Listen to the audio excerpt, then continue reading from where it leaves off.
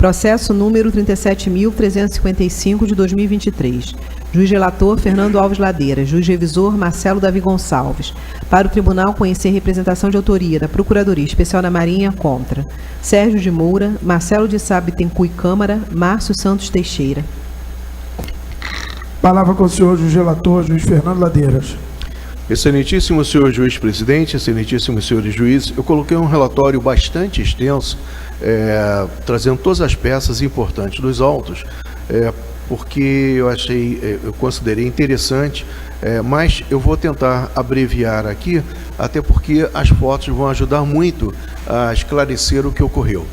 Trata-se de analisar o aborroamento ocorrido cerca das 20 horas e 20 minutos do dia 30 de janeiro de 2020, envolvendo a plataforma FPSO Petrobras 70, em manobra de fundeio, e o rebocador Starnav Sirius, que era um dos rebocadores que dava assistência à manobra de fundeio e que após o acidente abortou a manobra e fez uma varação. Estava operando juntamente com rebocadores Brilhante, Esmeralda, Starnav Alia, WS Lira, WS Gemini, WS Cygnus e o HTS AH Valeta, na Baía de Guanabara, Rio de Janeiro, resultando danos materiais, mas sem registro de danos pessoais ou ambientais.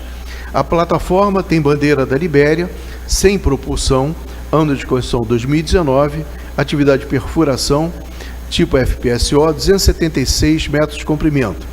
Era classificada pela Bureau Veritas e o proprietário e armador Petrobras Brasileira S.A. Petrobras.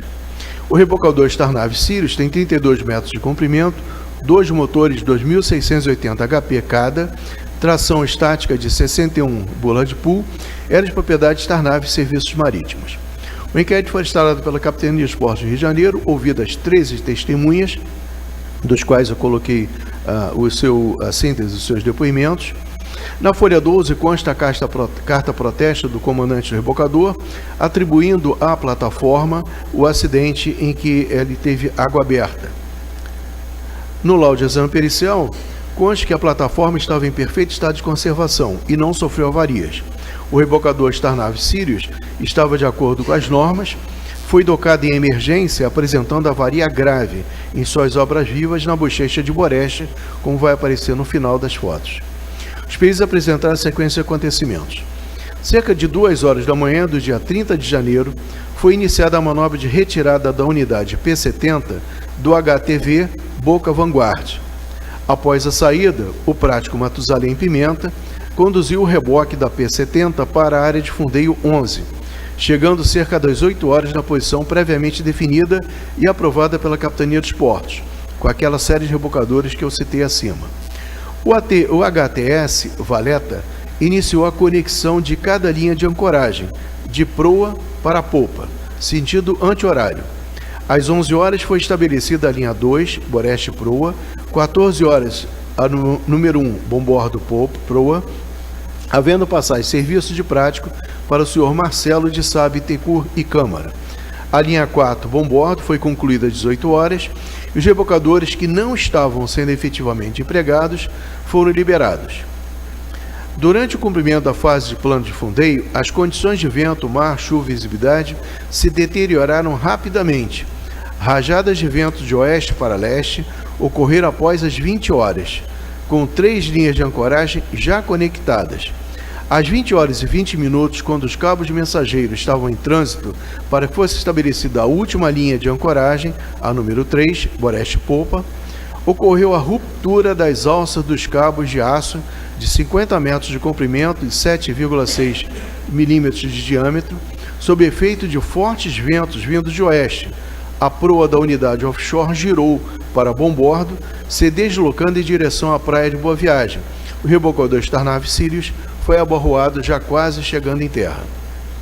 Cerca de 30 minutos após a ruptura das linhas de ancoragem, a unidade foi reposicionada com abrandamento das condições meteorológicas.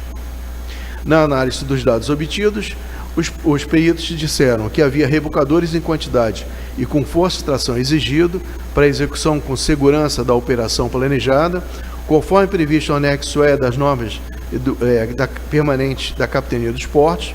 As condições meteorológicas estavam severas para o tipo de manobra planejada e foram piorando na medida que a operação de ancoragem estava sendo realizada. Constata-se que após as 20 horas ocorreram rajadas de vento de 40 a 58 nós, superiores à velocidade limite de vento, que era de 27, prevista pelo plano de fundeio. Portanto, as condições ambientais foram preponderantes para o fato da navegação. A ruptura da linha de ancoragem 1, proa bombordo, e 2, proa boreste, foi causada pelo rompimento das alças dos cabos de aço, que estavam conectados às correntes de 3 polegadas por manilhas de 3 polegadas. O memorial descritivo técnico da empresa Naval Comercial e Equipamentos Limitados concluiu que, abro aspas, a força exercida no laço contra a superfície do pino redondo pode ter sido a causa do cisalhamento devido ao diâmetro do pino da manilha, utilizado de 120 toneladas, não atender às recomendações técnicas de 4 vezes o diâmetro do cabo como mínimo. Para essa finalidade, é aconselhável a utilização de soquetes, fecho aspas. Concluíram, portanto, que a falha no fundeio da embarcação se deu pelo excesso de carga provocado por condições meteorológicas adversas, aplicado às linhas de ancoragem que, conforme apontado pelo memorial descritivo, continham erro de dimensionamento dos componentes, manilha.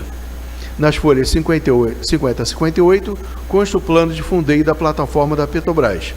No seu item 1.5, metodologia, uma análise quase estática de ancoragem de 4 pontos, que foi assumido que 2 rebocadores de 60 toneladas estariam presentes o tempo todo, sendo este um requisito mínimo pelas autoridades portuárias para todas as manobras de embarcações na Baía de Guanabara.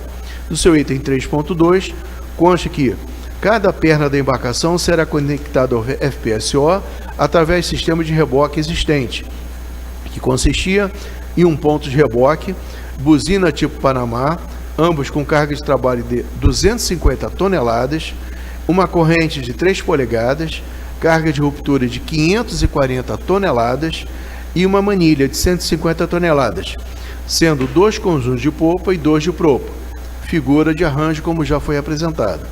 No seu item 5, conclusões, consta, abro aspas, foi calculado em 27 nós a velocidade limitante de vento para não sobrecarregar o sistema. Para velocidades previstas superiores a esse valor, 2 rebocadores de 60 toneladas de porte bruto, de bullet pool, devem ser usados para minimizar a tensão nas linhas de ancoragem em direção do vento. Os rebocadores devem estar no local e conectados ao FPSO antes que o limite de vento seja atingido. E no subitem 9 consta, abro aspas, durante todo o período de permanência de fundeio, as condições meteorológicas devem ser monitoradas através de boletins diários a cada 12 horas, emitido por empresa reconhecida junto à autoridade marítima. E os ventos limitantes apresentados neste plano devem ser observados, pois pode ser necessário acionar os rebocadores para evitar que as âncoras sejam deslocadas em condições de tempestade. Na folha 59 consta o endosso do plano de fundeio por uma outra empresa especializada.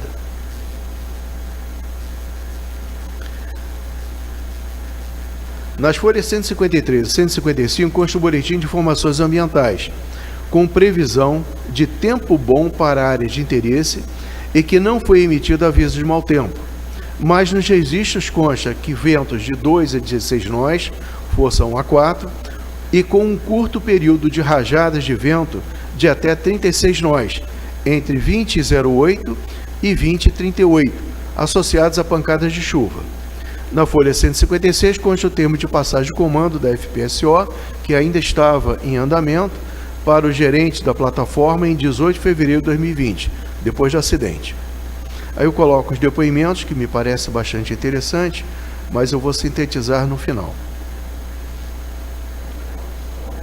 A doutora Procuradora Especial da Marinha, concordando em parte com o encarregado do inquérito, representou apenas em face dos 3 primeiros indiciados, Sérgio de Moura, comandante da embarcação, FPSO Petrobras 70, Marcelo de Sá Bittencourt e Câmara, prático, operando no fundeio, Márcio Santos Teixeira, o Mooring Master, por entendê-los responsáveis pelo acidente de navegação, capitulado no artigo 14, alínea A, aborramento com o rebocador.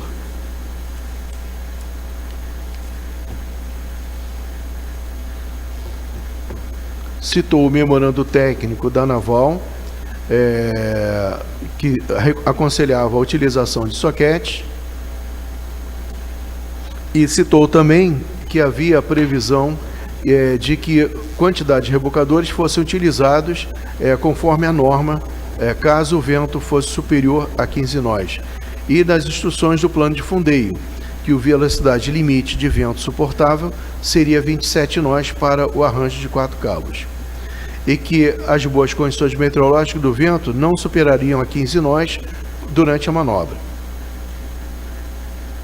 Então, a PEM finalizou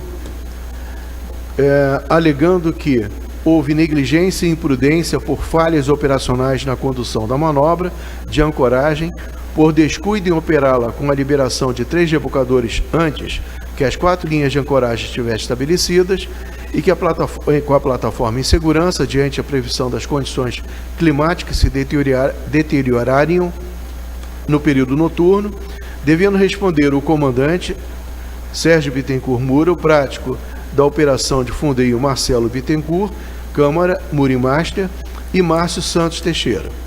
Em razão da ausência de provas suficientes, entendeu a PEM que não se baseou na suposta alegação de erro de dimensionamento do componente como concausa para o aborramento em questão, deixando de representar pela variação também do mestre do rebocador, pois restou comprovada que o ato do encalhe foi voluntário. Excelências, eu voto por não receber a representação e mandar publicar nota para arquivamento, embora a representação esteja conforme. De fato, tecnicamente, uma alça de cabo de aço deve ser protegida por um sapatilho ou ter seu terminal por soquete, ou ainda estar conectado a um pino ou dispositivo com pelo menos 4 vezes o diâmetro do cabo de aço, como consta no memorando técnico da empresa Naval Comercial e Equipamentos, Limitada, que concluiu que, abro aspas, a força exercida no laço contra a superfície do pino redondo pode ter sido a causa do cisalhamento, devido ao diâmetro do pino da manilha, utilizado 120 toneladas, não atender às recomendações técnicas de 4 vezes o diâmetro do cabo como mínimo. Para esta finalidade, é aconselhável a utilização de soquete, fecho aspas. Porém, essa exigência não constava na norma da BNT, citada nos autos, nem das normas da DNV, Sociedade Classificadora, que foi a norma utilizada para o plano de fundeio, e sua escolha não teve participação de nenhum dos 3 representados. Analisando a síntese da representação, PEM, negligência e imprudência por falhas operacionais na condução de ancoragem, por descuido em operá-las com a liberação de 3 rebocadores antes da ancoragem, e as demais eu vou colocar agora ponto a ponto. O primeiro ponto da representação: falhas operacionais na condução da manobra de ancoragem. Nenhuma falha operacional foi apontada nos autos, ao contrário, as manobras das 3 linhas de fundeio foram realizadas exatamente como estava previsto, sendo que a primeira se iniciou às 8, a segunda às 11, a terceira às 14, e quando houve a troca do prático, a quarta cerca das 18 horas, com previsão de término antes das 21 horas, e estava para ser concluída quando cerca das 20 horas chegou o vento caju. Segundo ponto, abro aspas, liberação de 3 rebocadores antes das 4 linhas de ancoragem estivessem estabelecidas e a plataforma em segurança, fecho aspas. Contrariando essa segunda alegação, temos que o encarregado do inquérito, Folhas, ressaltou que, abro aspas, por ocasião do rompimento das 2 linhas de ancoragem de proa, o posicionamento da P-70 estava sendo mantido pelo rebocador Starnave Alia, bula de pool 83,8, na popa, os rebocadores Starnave Sirius, bula de pool 82,8 e Brilhante, bula de pool 64,4, disponíveis para apoio de manobra. Foi calculado em 27 nós a velocidade limitante de vento para não sobrecarregar o sistema. E para velocidades previstas superiores a este valor, 2 rebocadores 60 toneladas devem ser utilizados para minimizar a tensão das linhas de ancoragem. Portanto, conforme previsto no anexo E das normas de permanência da Capitania dos Portos do Rio de Janeiro, folha 149 a 151, havia rebocadores em quantidade e com força de tração exigidos para a execução com segurança da operação planejada. Fecho aspas. O terceiro ponto da acusação, abro aspas, diante de previsão de as condições climáticas se deteriorarem no período noturno, fecho aspas. Não havia previsão de as condições meteorológicas se deteriorarem. Ao contrário, a previsão era de tempo bom, vento dentro dos limites operacionais que se confirmaram pelos registros antes e depois da passagem do Caju, aquele registro que tem aquele gráfico mostrando a força do vento. Embora não conste expressamente na acusação, permeia na representação que os representados teriam descumprido o plano de fundeio e as normas da capitania ao não interromperem a faina de fundeio no pôr do sol e por operarem com ventos superiores ao recomendado. Pelas provas dos autos, temos que a operação de fundeio se desenvolveu dentro dos limites operacionais estabelecidos pelo plano de fundeio e pelas recomendações da capitania, exceto na hora da última linha de fundeio, que se iniciou cerca das 18 horas. O pôr do sol ocorreu 18h41. Mas ficou provado que naquele momento, pôr do sol, as condições eram adequadas para concluir a faina com segurança e que seria mais seguro concluir a quarta linha de ancoragem do que aguardar o dia seguinte. Inclusive, os 2 cabos para serem ligados já estavam no ATS, só faltava fazer taringar, quando chegou o Caju e afastou todas as embarcações. Consta que o sistema com as 4 linhas de fundeio foi dimensionado para resistir ventos de 27 nós. Para ventos acima, a plataforma deve ser apoiada por 2 rebocadores. E para isso, as previsões meteorológicas deveriam ser atualizadas a cada de 12 horas por 2 fontes confiáveis. Mas ocorreu o inesperado Caju, vento forte, de forte intensidade, imprevisível e irresistível, de curta duração, quando estava finalizando a operação da 4ª e última linha de fundeio, que atacou a plataforma pelo seu través. Por todo exposto, depois de estudar com profundidade os autos, mesmo reconhecendo o esforço do órgão acusador, a meu juízo, ficou provada acima de qualquer dúvida a ocorrência de caso fortuito e de força maior, caracterizado pelo fenômeno conhecido por Caju, raro, imprevisível e irresistível, que atingiu com cerca de 60 nós de vento de oeste para leste, passando por onde estava ocorrendo a manobra de fundeio da plataforma FPSO Petrobras 70, rompendo 2 linhas de fundeio de proa, provocando um giro em torno da linha de fundeio de polpa e do rebocador que estava sustentando, resultando no aborramento com um dos rebocadores, Starnav Sirius, que era um dos rebocadores que apoiava esta manobra, e que também foi arrastado pelo vento e resultando no abarramento água aberta, forçando o mestre a executar uma manobra de emergência eficiente, saindo de ré e varando o rebocador em um banco de areia. Ressalta-se, a meu juízo, que possivelmente, caso a plataforma já estivesse fundeada com as 4 linhas de fundeio e rebocadores e práticos dispensados, como não havia qualquer previsão de ventos acima de 27 nós, não teria tantos rebocadores disponíveis, nem prático para atender a plataforma. Com uma ação tão rápida e eficiente, certamente, como pegou o vento pegando pelo través, com a chegada do Caju com o dobro da força do vento máximo previsto para o plano de fundeio, teria resultado no encalhe da plataforma, onde ela quase encalhou. Então houve um caso de força maior, a meu juízo, sem nenhuma dúvida, e que se não tivesse ainda não terminado a operação, ou seja, no dia seguinte, ou tivesse terminado horas antes, a plataforma teria encalhado em terra. Então eu entendo que não deve ser recebida a representação e publicar nota para arquivamento pelos fundamentos trazidos pela própria representação. Obrigado. Palavra com o senhor juiz revisor, juiz Marcelo Davi.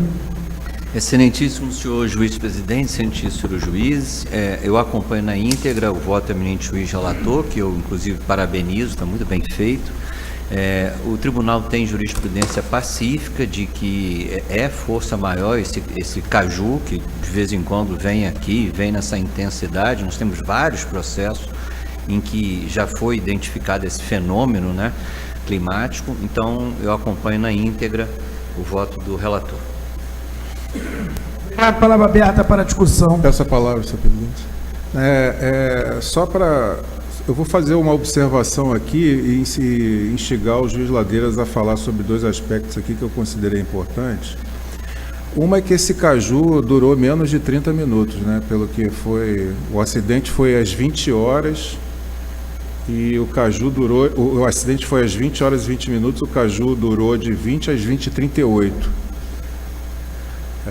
Então foi uma coisa muito rápida, de uma intensidade muito forte, que acolheu ali todo mundo no meio desse vento aí, certo? E também não havia previsão de mau tempo, quer dizer, não havia previsão meteorológica que indicasse que ia ter essa intensidade toda. Eu faço uma observação aqui, isso talvez, assim, bate-papo com a Procuradoria, com os oficiais de capitania, a gente talvez possa depois evoluir isso. Essa plataforma não tinha gerente de instalação offshore. Ela estava sem propulsão. Eu fiquei na dúvida aqui se ela deveria ter um GIO, um GEPLAT, né, como a gente chamava antigamente, ou se tinha que ter um comandante só para essa parte náutica imediata, como estava aí nos autos, né? E eu acho que, na minha opinião, quando eu fui ler lá os autos, o Mooring Master, que estava a bordo da plataforma, certo? Disse que quem era o encarregado daquela faina toda, quer dizer, a faina toda é um pouco complexo de falar, é o navio descarregando uma plataforma, navio heavy lift descarregando uma plataforma, com vários rebocadores posicionando a plataforma para fundeio, ainda tinha um HTS fazendo a manobra de amarra na plataforma, certo? E segundo constou, o tal do Mooring Master estava na plataforma, o Salvage Master estava no AHTS, e quando se foi perguntado para o Mooring Master quem era o encarregado da faina, ou quem seria responsável pelo acidente, alguma coisa desse tipo, o Mooring Master falou que era o serviço de praticagem. Aí quando se foi perguntar lá para o serviço de praticagem, não, é o Mooring Master. E ainda sobrou o Salvage Master lá, que eu não sei direito o que ele estava fazendo. Então, tudo isso com uma plataforma sem propulsão, como eu falei, certo? Então, tem esse jogo aí de identificar quem era responsável pelo quê, mas apesar disso tudo que eu falei aqui, houve esse caju e houve essa questão aí do uso incorreto aí do dimensionamento das amarras, como o senhor falou. Obrigado. Eu ia já levantar, mas o excelência vai ter mais abrangente. Em primeiro lugar, esta plataforma, na verdade, é um flutuante, né, o que a gente considera uma embarcação, não pode nem chamar que é um navio, né? Ela estava ainda em comissionamento, ela ainda estava por conta do estaleiro que a fabricou para ser entregue à Petrobras, só foi entregue mais de um mês depois. O comandante, dito como comandante, ele embarcou para receber a embarcação para poder transmitir ao OIM. Ele embarcou 4 dias antes, não participou de nenhuma dessas reuniões e tomou conhecimento através de informação de WhatsApp o que estava planejado para o fundeio. Não tinha tripulação.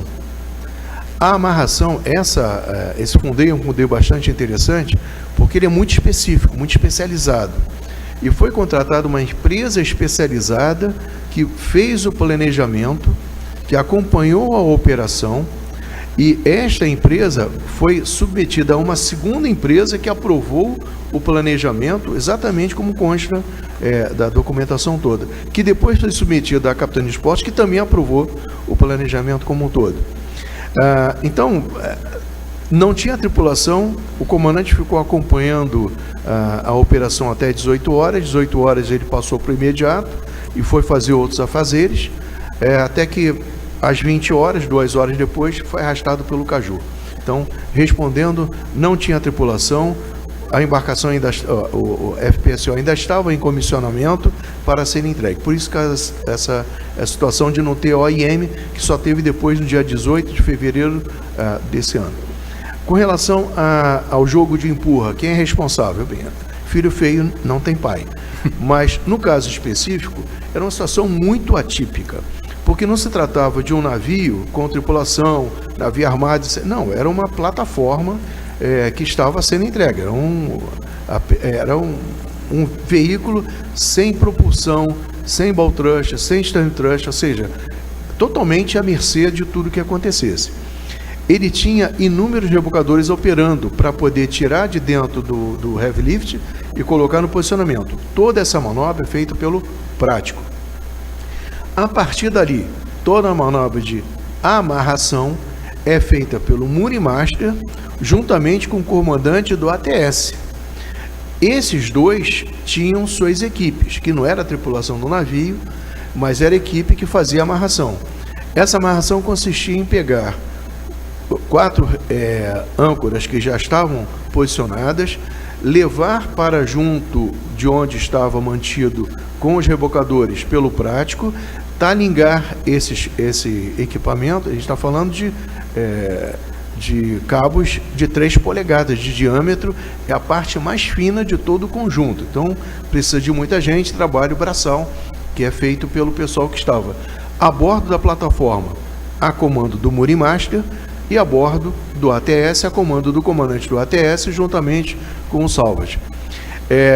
Esta operação, ela se deu perfeita, sem nenhuma intercorrência, e quando chegou no 4º cabo, que já estava com as 2 pontas dentro do ATS, chegou o Caju.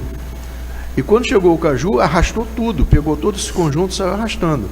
Como pegou o navio pelo través, o ponto que causou primeira resistência foi o ponto da proa, onde estava a âncora. Saiu partindo a amarração.